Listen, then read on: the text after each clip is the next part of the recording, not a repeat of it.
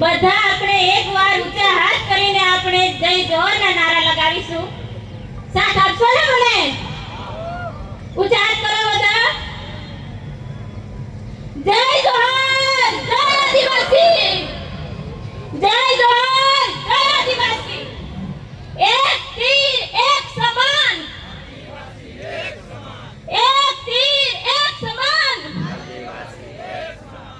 જય જોહર, જય આદિવાસી. આ ઇતિહાસના મંચ પર ઉભેલા આપણા વડીલો તથા આદિવાસી યુવા સંઘર્ષ સમિતિ ભોગંબાના આપણા આગેવાનો તથા મારા ભાઈઓ તથા બહેનો અને નાના નાના ભૂલકાઓ બધાને મારા સેવા જોહર. હું એ સમાજમાંથી આવું છું જ્યાં ક્રાંતિકારી જન્મ લેતા આવ્યા છે. હું એ સમાજમાંથી આવું છું જ્યાં ક્રાંતિકારી હું એ સમાજમાંથી આવું છું જ્યાં ક્રાંતિકારી જન્મ લેતા આવ્યા છે. હું એ સમાજમાંથી આવું છું જ્યાં ક્રાંતિકારી જન્મ લેતા આવ્યા છે. બોલો બોલો ભાઈ. અને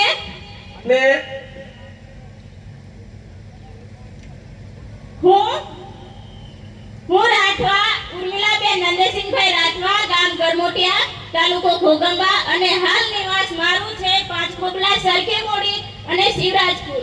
આમ તો હું સોશિયલ મીડિયા પર ટ્રાઇબલ વકીલ સાહેબા તરીકે ઓળખાવું છું, પણ હું અહીંયા આ જગ્યા પર તમારી જોડે હું એક વકીલ તરીકે નહીં પણ તમારી બેન, દીકરી અને એક વકીલ તરીકે અહીંયા ગાડી ઊભી છું. જ્યારે આ કાયદો આપણા અત્યાચાર સામે લડવા માટે કાયદો બનાવવામાં આવ્યો હોય ત્યારે એક વકીલ તરીકે મારી એ ફરજ બને છે કે આપણા આદિવાસી સમાજના દરેક દીકરી, દીકરાઓ અને યુવાનોને જાગૃત કરવાનો.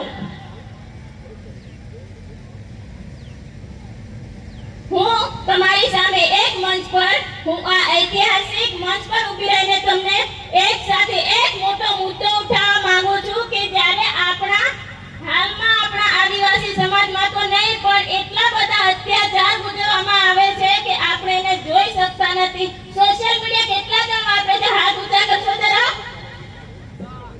Social media, touch screen mobile કેટલા જણા વાપરે છે? અને તમારા ઘરમાં કેટલાની દીકરીઓ છે, કેટલાની બહેનો છે જે 18 વર્ષથી નીચેની ઉંમરની છે? જરા હાથ ઊંચા કરીને મને જણાવશો.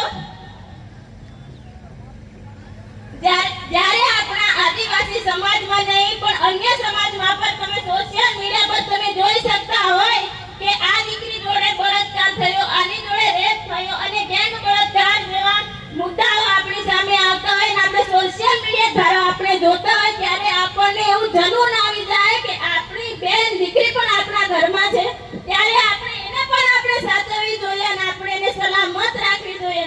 અને જ્યારે હું તમને આ મંચ પરથી એટલું કહું છું કે આપણી બેન દીકરીઓને તમે ભણાવો, તમે આગળ વધાવો અને સંવિધાન આપણને એક સમાનતાનો અધિકાર આપે છે. સંવિધાન આપણને સમાનતાનો અધિકાર આપે છે, આપણને કાયદો આપે છે જાગૃત બનાવવા માટે.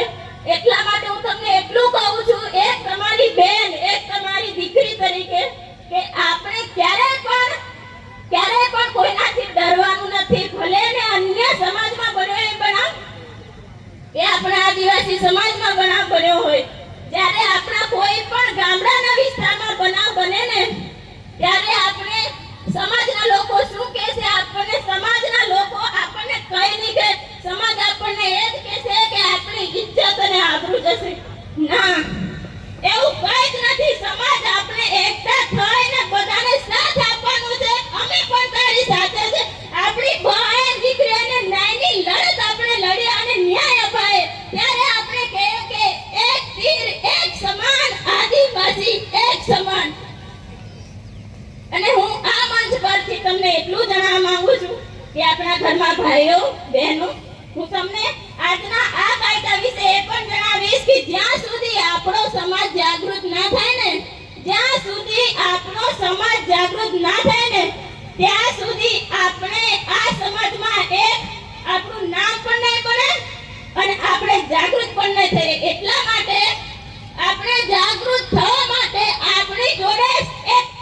હથિયાર છે. આપણી જોડે સિર્ફ એક જ હથિયાર છે અને એ છે આપણું હથિયાર, આપણું શિક્ષણ. હું આ બેઠેલી બેન દીકરીઓને એ કહેવા માંગુ છું કે તમે પણ આગળ ભણો, તમે પણ આગળ વધો અને તમે પણ કંઈક એવું નામ બનાવો કે જેથી કરીને સામાવાળા વ્યક્તિ આપણને હાથ શું લગાવી જોવે. આપણે હાથ લગાવવાની અને તાકાત હું ચાલે.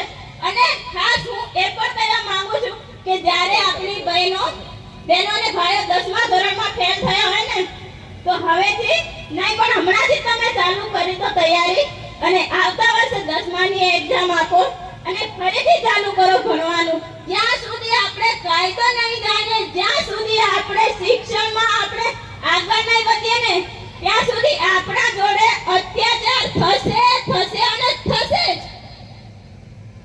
એટલા માટે હું તમને કહું છું કે આ જગ્યા પર જે જગ્યા પર હું ઊભી છું ને એ જગ્યા પર મારા મમ્મીએ મને અપાવી છે. એટલા માટે હું ગર્વથી કહી શકું છું કે જ્યારે તમારા સમાજવાળા તમને કહે ને કે ના ભણાવશો, એને ના ભણાવશો, કાલે એનું લગ્ન કરવાનું છે કે ને તમારે કહેવાનું દીકરીને હું ભણાવીશ, આગળ વધાવીશ. એવી રીતના તમે સપોર્ટ આપશો ને ત્યારે જ તમે આગળ જશો. વધારે હું ટાઈમ નહીં લઉં પણ હું છેલ્લે એટલું જ કહેવા માંગીશ કે અહીંયા આપણી વધારે સંખ્યામાં દીકરી પણ ઊભી છે, ભાઈઓ પણ છે અને વડીલો પણ છે. ત્યારે હું આ મંચ પર રહીને બસ એટલું જ કહીશ કે આપણા સમાજને આગળ લાવવા માટે એક યુવાન આપણે શિક્ષિત હશે ને તો જ આપણે આદિવાસી સમાજને આપણે ટોચ પર લઈ જશું. ત્યાં સુધી કે આપણે જ્યાં સુધી શિક્ષિત યુવાનો ના બને ને ત્યાં સુધી આપણે ટોચ પર લઈ જશું. એટલા માટે મારી તમને નમ્ર વિનંતી છે, એક બેન તરીકે, એક દીકરી તરીકે અને આદિવાસી સમાજની આ એક દીકરી તરીકે અને એક વકીલ તરીકે મારી તમને નમ્ર વિનંતી છે કે આપણે આદિવાસી સમાજને આગળ લઈ જઈએ, ભણાઈએ, ગણાઈએ અને શિક્ષિત બનાવીએ. જય હિન્દ, જય જોહાર, જય આદિવાસી. ધન્યવાદ.